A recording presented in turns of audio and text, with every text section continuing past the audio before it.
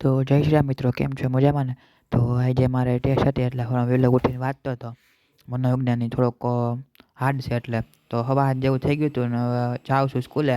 તો અત્યારે આવી ગયું સ્કૂલેથી. અમે થોડોક જમી લે આવે, જમવાનું બાકી ભૂખ લાગી ગઈ એટલે તો અત્યારે દહીં ને થેપલા ખાઈ લઈ.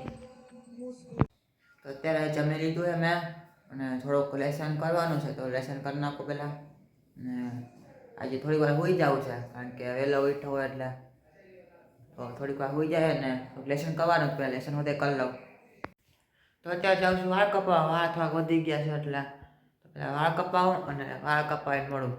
તો અત્યારે વાળ કાપી નાખ્યા, બહુ ગરદી નહોતી એટલે એક જ જણા હતો.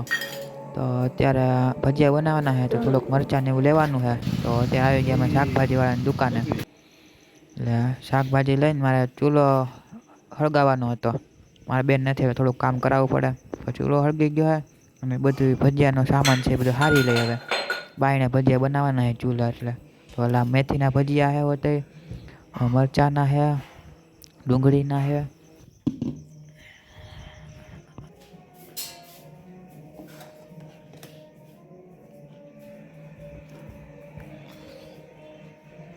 મરચાંના તો લાલ મરચાં ને લીલા મરચાં બે મિક્સ હતા, હોય તો એક જ સ્વાદ. આ તો ખાલી કહેવાનું લાલ મરચાં ને લીલા મરચાં એમ. તો અત્યારે પિક્ચર ચાલુ હોય ટીવીમાં, યુટ્યુબમાંથી ચડાવ્યું હોય નવું.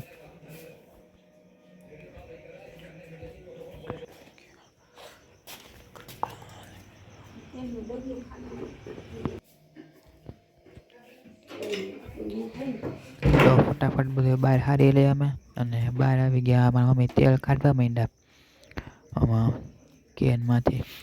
અત્યારે મમ્મી ભજીયા પાડવા માંડ્યા છે તો ગરમા ગરમ બેસી જાય જમવા.